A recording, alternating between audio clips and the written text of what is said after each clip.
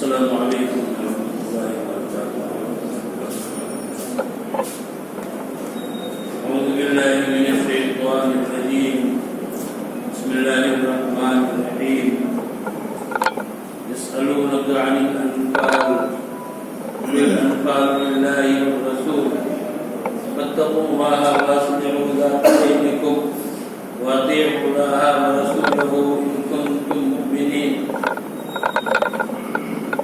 دینی بھائیوں اور اسلامی خواتین، آج آپ نے سورہ انفال کا آخری حصہ اور سورہ توبہ کا شروع کا حصہ آپ نے سنا ہے۔ آج کا یہ درس سورہ انفال سے شروع ہو رہا ہے۔ سورہ انفال یہ مدنی سورت ہے اور اس سورت کا مرکزی عنوان جنگ بدر ہے۔ جنگ بدر اور اس جنگ سے متعلق چیزیں یہ اس سورت کا مرکزی عنوان ہے، کیونکہ اسی موقع سے یہ نازل ہوئی ہے۔ یہ سورت جنگ بدر یہ اسلام اور کفر کی پہلی جنگ تھی، اور بہت سی چیزیں ایسی ہیں جو اس وقت تک بتائی نہیں گئی تھی، جیسے کہ مال غنیمت ہی کا مسئلہ تھا کہ مسلمان جو مال پائیں گے جنگ میں اس کو کیا کریں گے۔ اس وقت تک کوئی ایسا حکم نہیں آیا تھا۔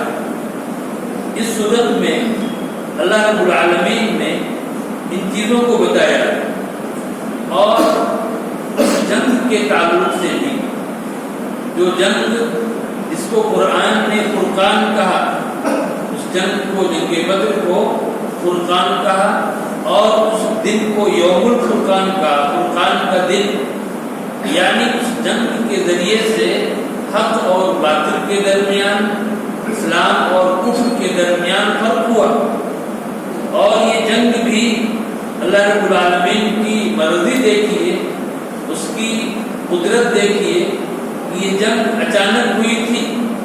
مسلمان مدینے سے جنگ کے ارادے سے نہیں نکلے تھے، بلکہ مسلمانوں کا ارادہ کچھ اور تھا۔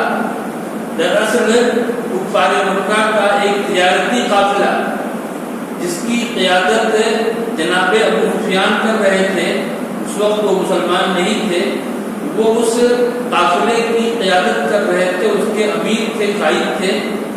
وہ قافلہ تجارتی قافلہ، اس قافلے کے لیے مسلمان نکلے تھے۔ اب آپ سوچیں گے کہ اس قافلے کے لیے کیوں نکلے؟ آپ بھی جانتے ہیں کہ مسلمانوں کو مکے میں کتنا پریشان کیا گیا، اور مسلمان چونکہ ایک امن پسند قوم ہے، صلح پسند قوم ہے، اس لیے مسلمانوں نے جنگ کرنے کے بجائے مکے سے ہجرت کی، اور اس امن و امان کو باقی رکھنے کے لیے انہوں نے اپنے گھروں کو چھوڑ دیا، اپنے اموال کو چھوڑ دیا، اور دور سینکڑوں کلومیٹر دور آ کر کے مدینے میں آباد ہوئے۔ جب مسلمان آ کر کے مدینے میں آباد ہو گئے تو وہاں بھی کافروں نے ان کو چین سے نہیں بیٹھنے دیا۔ مکہ کے جو کافر تھے ان کے خلاف پلاننگ کرتے رہتے تھے، مدینے کے جو یہودی سردار تھے ان سے مل کر کے ان کے خلاف پلاننگ کرتے، اور اس کے علاوہ دوسری اور چیزیں بھی ہوا کرتی تھی۔ تو مسلمانوں نے یہ سوچا کہ تھوڑا سا ان کو سبق سکھایا جائے، تاکہ ان کو احساس ہو کہ ہم بھی ایک قوم ہیں اور ہمارے اندر بھی دم خم ہے۔ یہ سوچا مسلمانوں نے۔ اب کافروں نے اس کا جواب کیا دیا؟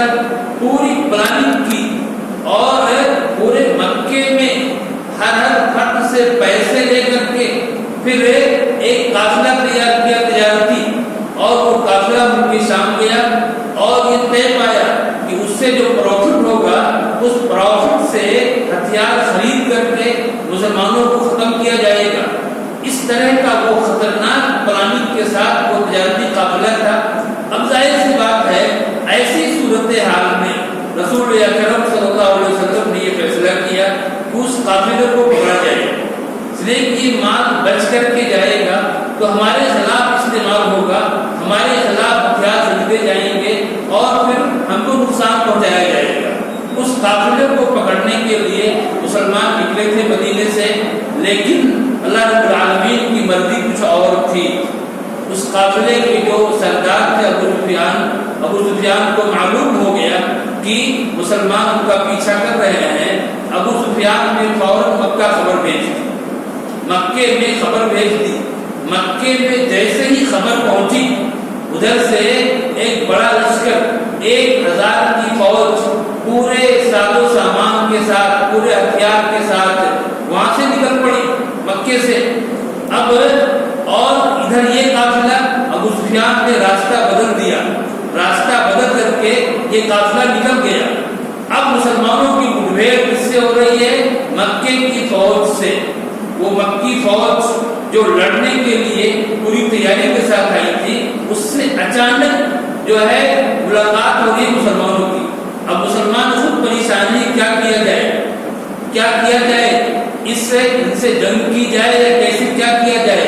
لیکن اللہ رب العالمین کی مرضی یہی تھی۔ اللہ نے خود کہا وَإِذْ يَعِدُكُمُ اللَّهُ إِحْدَى الطَّائِفَتَيْنِ أَنَّهَا لَكُمْ وَتَوَدُّونَ أَنَّ غَيْرَ ذَاتِ الشَّوْكَةِ تَكُونُ لَكُمْ۔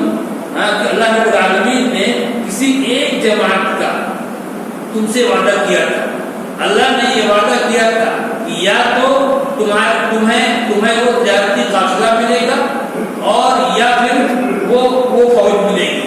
مسلمان یہ چاہتے تھے کہ تجارتی قافلہ ہی مل جائے ان کو، اس میں آسانی ہو، لیکن اللہ رب العالمین کی مرضی کچھ اور تھی۔ اللہ یہ چاہتا تھا کہ حق کو ثابت کر دے اور قافلوں کو کاٹ کر کے رکھ دے، یہ اللہ رب العالمین کی مرضی تھی۔ بہرحال جب مسلمانوں کی مٹبھیڑ ہوئی، رسول اکرم صلی اللہ علیہ وسلم نے صحابہ کرام سے مشورہ کیا، مہاجرین سے، انصار سے، اور سب نے کھل کر کے مشورہ دیا کہ ہم آپ کے حکم کے مطابق ہم بالکل تیار ہیں۔ پھر رسول اکرم صلی اللہ علیہ وسلم نے اللہ رب العالمین سے دعا کی، دونوں فوجیں آمنے سامنے ہوئی۔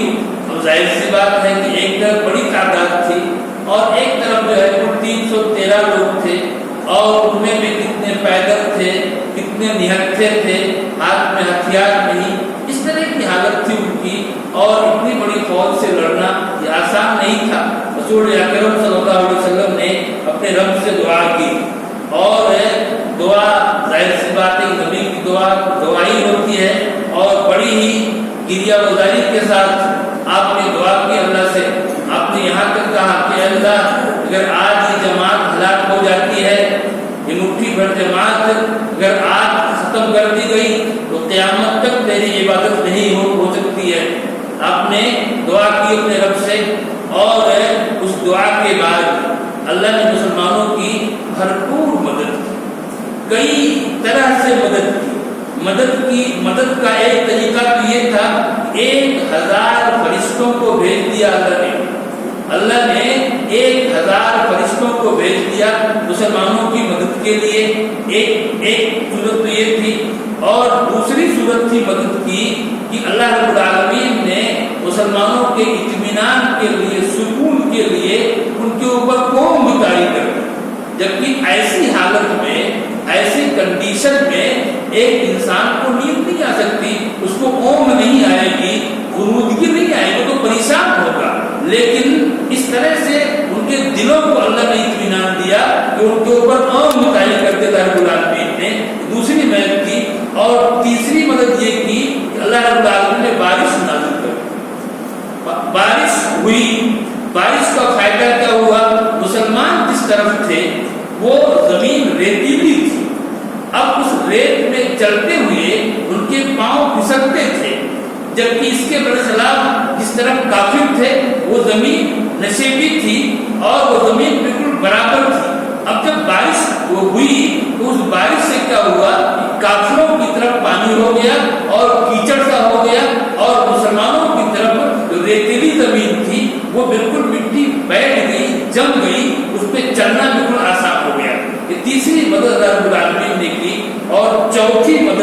رب کائنات نے ان مسلمانوں کی یہ فرمائی کہ ان کی تعداد کو کم کر کے دکھایا، اور اس میں کئی کنڈیشن تھی۔ ایسا انتظام کیا کہ مسلمان کافروں کی نظر میں زیادہ دکھیں اور کافر مسلمانوں کی نظر میں کم دکھیں۔ اس طرح کا انتظام اللہ رب العالمین نے کیا، اور اس میں کئی صورتحال تھی۔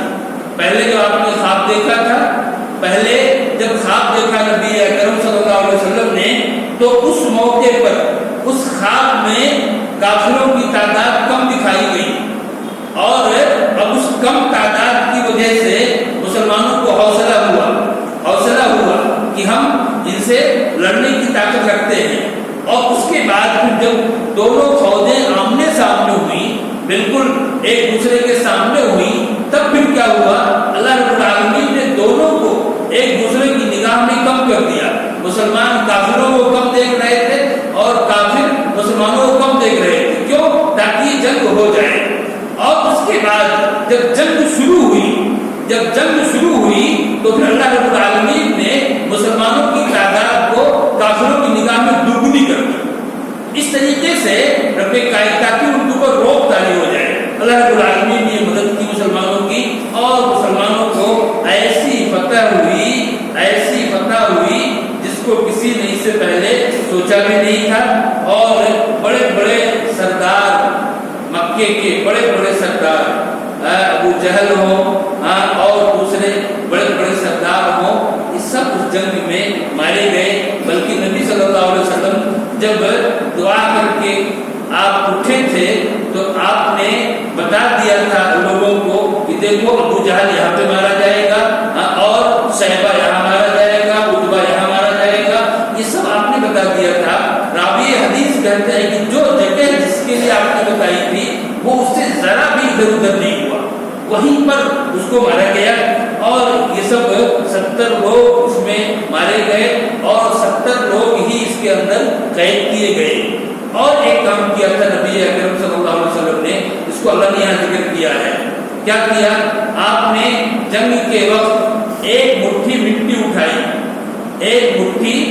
اٹھائی اور اس کو پھینکا کافروں کی طرف پھینکا اس مٹی کو، اور کہا کہ ساحت الوجوہ، چہرے بدنما ہو جائے۔ قرآن یہ کہہ رہا ہے، اور حدیث میں بھی اس کا ذکر ہے کہ وہ ایک مٹھی مٹی تمام کافروں کے آنکھوں میں پہنچ گئی، جبکہ ظاہر ہے کہ فوجیں کوئی بالکل قریب نہیں ہوتی ہیں، فوجیں دور ہوتی ہیں۔ ایسا نہیں جسے ہم بیٹھے ہیں آپ بیٹھے ہیں ایسے رہے ہوں، نہیں، بلکہ بیچ میں فاصلہ ہوتا ہے۔ لیکن آپ نے وہ مٹھی مٹی پھینکی تو یہ نبی اکرم صلی اللہ علیہ وسلم کا معجزہ تھا، یہ آپ کا معجزہ ہے کہ وہ مٹی جو ہے ہر کافر کی آنکھ میں پہنچ گئی۔ اب اس معجزے کے بارے میں اللہ نے بتایا، وما رمیت اذ رمیت ولکن اللہ رمی۔ اے نبی صلی اللہ علیہ وسلم، جب آپ نے ایک مٹھی مٹی پھینکی تھی تو اس کو پھینکا تو آپ نے، لیکن اس کو پہنچانے والے آپ نہیں تھے۔ کافروں کی آنکھوں تک اس مٹی کو پہنچانے والے آپ نہیں تھے، بلکہ ولکن اللہ نے پہنچایا۔ اب یہ آیت معجزے کی حقیقت کو بتاتی ہے کہ کسی نبی کے ہاتھ پر اگر کوئی معجزہ ظاہر ہوتا ہے تو اس معجزے میں پاور نبی کا نہیں ہے بلکہ پاور اللہ کا ہے۔ یہ چیز جن لوگوں نے بھی نہیں سمجھا اس چیز کو، وہ گمراہی کا شکار ہوئی۔ اللہ کہہ رہا ہے اس مٹی کو پہنچانے والا اللہ تھا، نبی نہیں تھے، نبی کا پاور نہیں تھا، اللہ کا پاور تھا۔ ایسے جتنے بھی معجزات ہیں ان تمام معجزات میں پاور اللہ کا ہے۔ تو اس طریقے سے یہ جنگ ہوئی، سن 2 ہجری میں جنگ ہوئی تھی رمضان کے مہینے میں۔ رمضان کے مہینے میں 17 رمضان کو یہ جنگ ہوئی تھی، اور اس سے اندازہ کر سکتے ہیں کہ کتنی محنت اور کتنی مشقت کے بعد یہ دین ہم تک پہنچا ہے۔ اگر صحابہ کرام بھی ہماری طرح سے ایسے ہی بیٹھے رہتے اور دنیا کماتے رہتے تو یہ دین ہم تک نہیں آتا، لیکن انہوں نے اللہ کے دین کے لیے اپنے آپ کو وقف کیا۔ اور اس کے علاوہ اللہ رب العالمین نے یہاں پر ایک چیز اور ذکر کی ہے۔ کیا کہا؟ یہ کافر جو ہے، کافر یہ دعا کرتے تھے، یہ کہتے تھے کافر کہ اے اللہ اگر یہ محمد کا دین سچا ہے، برحق ہے، تو ہم پر آسمان سے پتھروں کی بارش برس۔ کہتے تھے، خود ابو جہل کہتا تھا، ابو جہل بھی کہتا تھا کہ اگر محمد کا دین صحیح ہے تو اللہ مجھ پر پتھروں کی بارش برسا، مجھے ہلاک کر دے۔ اس طرح کی بات کا کافر کہتے تھے۔ اللہ رب العالمین نے اس کا جواب دیا، کیا کہا؟ ما کان اللہ لیعذبہم وانت فیہم، اے نبی جب تک آپ ان کے بیچ میں موجود ہیں، جب تک آپ ان کے درمیان حیات سے زندہ ہیں، اس وقت تک ان کو اللہ عذاب نہیں دے گا، اس وقت تک اللہ ان کو عذاب نہیں دے گا۔ وما کان اللہ معذبہم وہم یستغفرون، اور جب تک یہ استغفار کرتے رہیں گے اس وقت تک بھی اللہ ان کو عذاب نہیں دے گا۔ یعنی عذاب سے بچنے کی ایک صورت تو آپ کا موجود رہنا، آپ کا موجود رہنا، آپ کی زندگی میں ان پر عذاب نہیں آئے گا، ایک صورت یہ ہے، اور عذاب سے بچنے کی دوسری صورت کیا ہے؟ استغفار کرنا، استغفار کرنا۔ اسی لیے نبی اکرم صلی اللہ علیہ وسلم فرماتے ہیں حدیث میں کہ اللہ رب العالمین نے امان کی دو چیزیں اتاری ہیں، ایک تو میرا وجود یہ لوگوں کے لیے امن و امان کا باعث تھا، عذاب نہیں آئے گا، اور میرے جانے کے بعد، میرے مرنے کے بعد پھر دوسری چیز کا استغفار ہے، دوسری چیز استغفار ہے۔ بہت اس کے بہت فوائد، اللہ کے نبی نے خود کہا کہ جب میں دنیا سے اب جا رہا ہوں، اب میں قیامت تک کے لیے استغفار کو چھوڑ کر کے جا رہا ہوں۔ ایک انسان استغفار کرتا رہے گا، وہ پریشانیوں سے محفوظ رہے گا، بلاؤں سے محفوظ رہے گا، اور بہت ساری آسانیاں اس کے اوپر ہوتی رہیں گی۔ استغفار یہ بہت ہی اہم چیز ہے، بہت اہم چیز ہے۔ حدیث شریف میں آتا ہے جو آدمی استغفار کرتا رہے تو اللہ رب العالمین اس کو ہر تنگی سے نکلنے کا راستہ عطا فرما دیتا ہے، اور اس کو روزی ایسی جگہ سے دیتا ہے جس کو وہ سوچ بھی نہیں سکتا۔ اس لیے ہمیں استغفار کو لازم پکڑنا چاہیے، خاص طور پر رات کے آخری حصے میں استغفار، اس کی تو بہت بڑی قیمت ہے، بہت بڑی قیمت ہے۔ سحر کے وقت استغفار، آج کل انسان جو ہے، آج کل تو سبھی لوگ سحر کے وقت اٹھتے ہیں الحمدللہ، ہمیں اس وقت اہتمام کرنا چاہیے۔ ٹھیک ہے، ہم کھانے کے لیے اٹھتے ہیں، سحری کے لیے اٹھتے ہیں، لیکن اس کے ساتھ ساتھ ہم تھوڑا بہت استغفار بھی کر سکتے ہیں۔ اس وقت کا استغفار یہ اللہ کی خاص بندوں کی پہچان ہے، خاص بندوں کی۔ اللہ نے جہاں اپنے نیک بندوں کا ذکر کیا، ان کی صفتوں کو بیان کیا، تو وہاں یہ بھی بیان کیا بالاسحار ہم یستغفرون، کہ وہ سحر کے وقت استغفار کرتے ہیں۔ اس طریقے سے ہمیں استغفار کو لازم کرنا چاہیے۔ ابلیس نے ایک بار کہا اللہ سے کہا کہ اللہ میں تیرے بندوں کو گمراہ کرتا رہوں گا جب تک ان کے جسم میں روح ہے، جب تک ان کے جسم میں روح ہے اس وقت تک گمراہ کرتا رہوں گا۔ اللہ نے کہا کہ سنو، میری عزت اور میری جلال کی قسم، جب تک وہ مجھ سے استغفار کرتے رہیں گے میں ان کو معاف کرتا رہوں گا، بخشتا رہوں گا۔ یہ اللہ رب العالمین کی شان ہے۔ استغفار کا دروازہ اس نے اپنے قرآن کا ہے، ہمیں اس کا بھرپور اہتمام کرنا چاہیے۔ اور اس کے علاوہ اس جنگ میں، جنگ بدر میں شیطان کا کردار تھا۔ دیکھیں شیطان کیسے انسان کا دشمن ہے، کیا کردار تھا۔ مکہ کے لوگ جب جنگ کے لیے نکلنے کا پلان کر رہے تھے تو ان کے سامنے ایک چیز تھی، وہ چیز کیا تھی کہ اگر سارے لوگ نکل جائیں گے ایسا نہ ہو کوئی دوسرا قبیلہ جو ہمارا دشمن ہے وہ مکے پر حملہ کر دے، یہ خوف ان کو تھا اور وہ اس بارے میں سوچ رہے تھے۔ اتنے میں شیطان آیا۔ شیطان جو ہے اس قبیلے کے سردار کی شکل میں آیا اور اس نے کہا کہ نہیں، بالکل نہیں، آپ کو فکر کرنے کی ضرورت نہیں ہے، ہم آپ پر حملہ نہیں کریں گے، آپ آرام سے جائیے اور میں بھی آپ کے ساتھ چلوں گا، میں بھی آپ کے ساتھ چلوں گا۔ اللہ نے اس چیز کو بیان کیا یہاں پر سورت کے آیت نمبر 48 میں، اور میں بھی آپ کے ساتھ چلوں گا۔ اب اس کے بعد جب اس قبیلے کے سردار نے، کیونکہ شیطان تھا جب اس نے یہ کہہ دیا کہ نہیں ہم حملہ نہیں کریں گے آپ کے اوپر، آپ اطمینان رکھیے، اب پھر مکے کے لوگ سب نکل گئے، ان کی اکثریت جو ہے وہاں سے نکل گئی اور شیطان بھی ساتھ میں آیا۔ لیکن جب دونوں فوجیں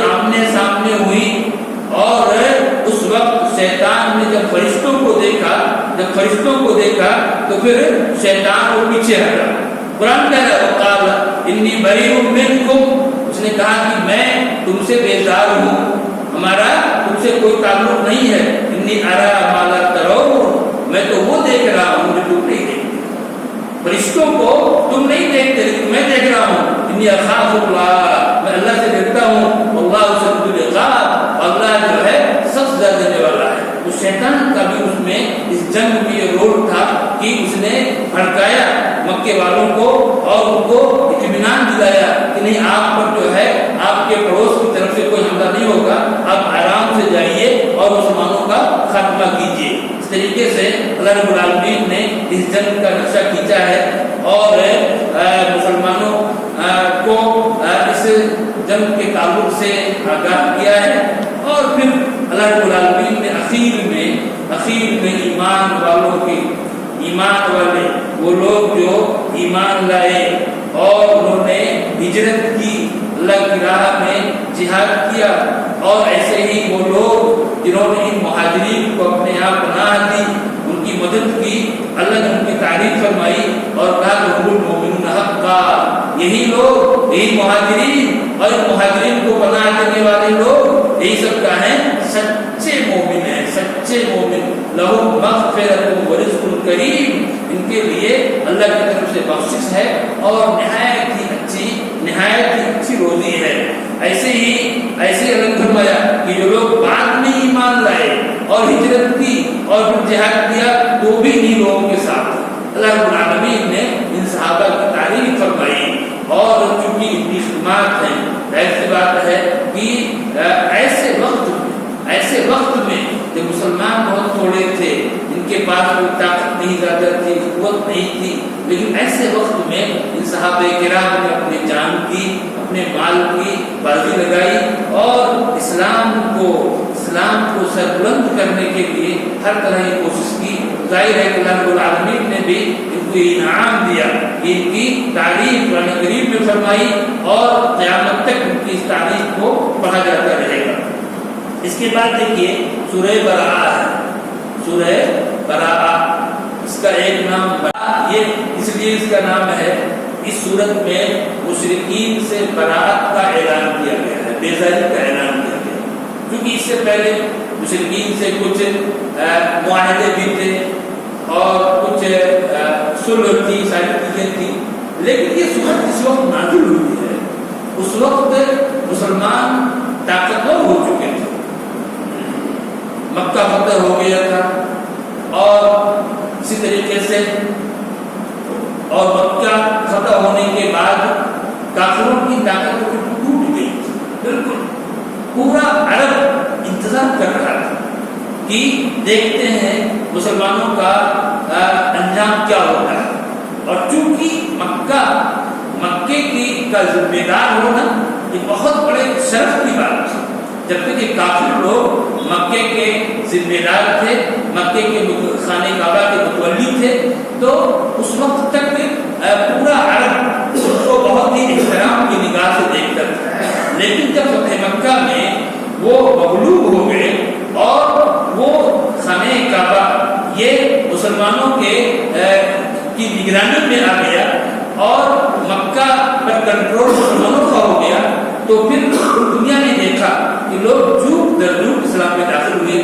اور پھر اس کے بعد جو ہے حنین کی جنگ ہوئی، تو حنین کی جنگ میں بھی وہ رہی صحیح قوت جو تھی تھوڑی بہت تھی وہ بھی ختم ہو گئی، اسے ختم ہو گئی. اب اس کے بعد اس بات کی ضرورت تھی، اس بات کی کہ یہ اعلان کیا جائے کہ خانہ کعبہ کے اندر جو بھی غلط چیزیں ہیں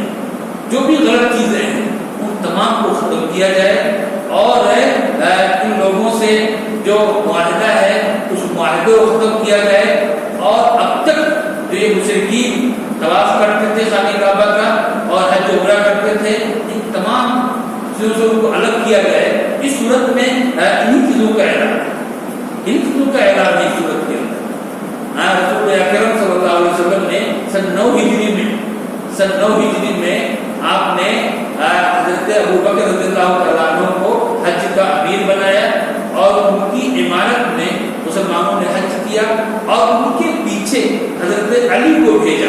اس سورہ برات کو دے کر کے اس کا اعلان کر کے حضرت علی نے مختلف جگہوں پر اعلان کیا. اس بنیاد پہ اس سورت کا نام سورہ براءہ ہے اور اس کا نام سورہ توبہ بھی ہے. سورہ توبہ بھی ہے. سورہ توبہ اس لیے ہے اس سورت کے اندر کچھ مسلمانوں کے توبہ کا ذکر ہے. سچے مسلمان جو جنگ تبوک میں نہیں جا سکے تھے, بڑی مشکل جنگ تھی, اس کا کیا اللہ نے جنگ تبوک کا ذکر کیا ہے. بہت مشکل جنگ تھی. 9 ہجری میں جنگ ہوئی. ہوا کیا, رسول اکرم صلی اللہ علیہ وسلم کو معلوم ہوا کہ ہرقل روم کا بادشاہ وہ مدینے پر حملہ کرنے کی پلاننگ کر رہا ہے اور یہ بہت بڑی طاقت تھی. رسول اکرم صلی اللہ علیہ وسلم نے جب آپ کو یہ خبر ملی تو آپ نے یہ فیصلہ کیا کہ ہم خود نکلیں مدینے سے, ہم خود نکلیں اور بالکل بارڈر تک جا کر کے وہیں اس سے مقابلہ کریں. رسول اکرم صلی اللہ علیہ وسلم نے اعلان کر دیا مسلمانوں کے درمیان اور ان کو بتا دیا کس طرف جانا ہے, کیا کرنا ہے. لوگوں نے تیاری کی. آپ وہاں گئے, دیکھیے اس وقت ہرقل کی طاقت یہ سب سے بڑی طاقت تھی, سب سے بڑی طاقت تھی اور وہ سپر پاور تھی. رسول اکرم صلی اللہ علیہ وسلم کو جب یہ معلوم ہوا کہ وہ اس طرح کی پلاننگ کر رہا ہے تو آپ ایسا نہیں کہ بالکل دیو جائیں سہم جائیں, نہیں, بلکہ آپ نے فیصلہ کیا کہ ہم خود نکلیں گے اس کے مقابلے میں. اس کو یہاں آنے کا موقع آپ نہیں دیں گے, ہم خود نکلیں گے. چنانچہ آپ 30,000 کا لشکر لے کر کے آپ نکلے اور تبوک تک گئے.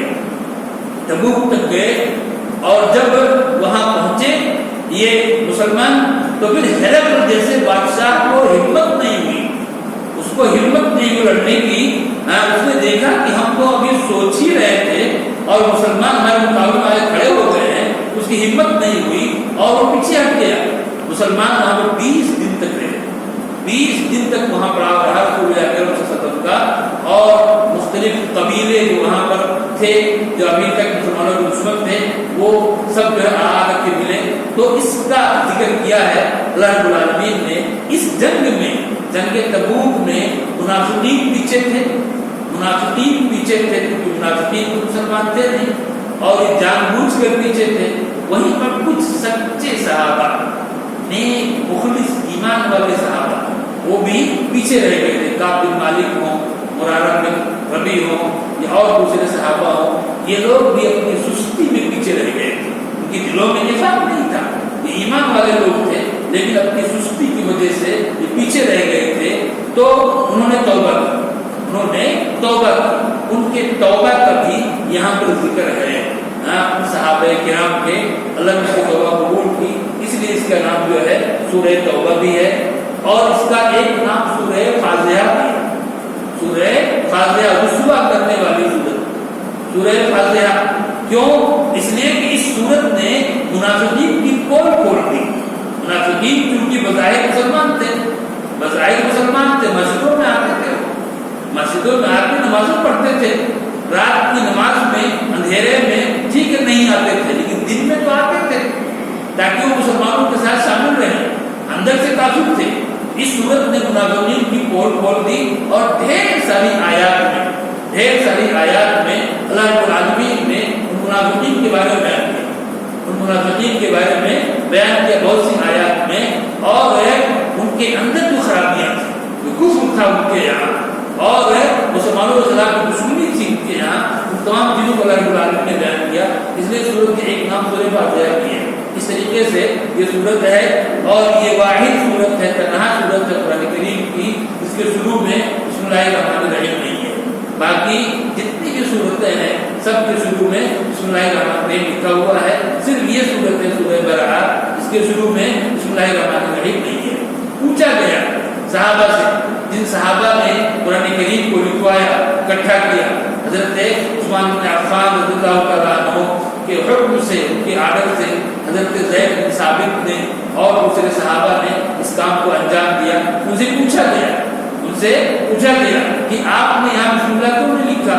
تو انہوں نے بتایا, حضرت عثمان وغیرہ نے بتایا کہ چونکہ رسول اکرم صلی اللہ علیہ وسلم نے نہیں لکھوایا اس لیے ہم نے یہاں پر نہیں لکھا. نبی اکرم صلی اللہ علیہ وسلم نے اس سورت کے شروع بسم اللہ نہیں لکھوایا. آپ یہ جانتے ہیں کہ جتنی صورتیں اترتی تھی، نازل ہوتی تھی، یا جو بھی آیتیں نازل ہوتی تھی، رسول اکرم صلی اللہ علیہ وسلم اسی وقت لکھوا دیا کرتے تھے۔ آپ کے کچھ فکس کاتب تھے، لکھنے والے صحابہ، ان کے ذریعے سے سب لکھوا دیا کرتے تھے۔ آج بعض لوگ ایسے ہیں جو حضرت معاویہ رضی اللہ عنہ کو برا بھلا کرتے ہیں، وہ بھی کاتب وحی تھے، وہ بھی وحی کے لکھنے والوں میں سے تھے۔ آپ لکھوا دیتے تھے، سورت کو لکھواتے، آیت کو لکھواتے، کون سی سورت کون سی آیت کہاں رہے گی اس کو لکھواتے۔ نبی اکرم صلی اللہ علیہ وسلم کی زندگی میں پورا قرآن لکھا ہوا، پورا قرآن آپ کی زندگی میں لکھا ہوا تھا۔ ایسا نہیں کہ بعد میں لکھا گیا، لکھا ہوا تھا۔ بعد میں جو کچھ کام ہوا ہے دوسرے انداز کا، اس کو اکٹھا کیا گیا، لیکن آپ کی زندگی میں لکھا ہوا تھا۔ تو نبی اکرم صلی اللہ علیہ وسلم نے اس سورت کے شروع میں بسم اللہ نہیں لکھوایا، اس وجہ سے بسم اللہ نہیں ہے۔ خیر، اس سورت کے بارے میں انشاءاللہ ہم پھر باتیں کل آپ کے ساتھ رکھیں گے، اور ابھی اس کی کچھ حصے کی تلاوت کل ہوگی بھی سورت کی، اسے کچھ اور چیزیں رکھیں گے انشاءاللہ۔ اللہ رب العالمین ہم کو اور آپ سب کو قرآن کریم پر عمل کرنے کی توفیق عطا فرمائے۔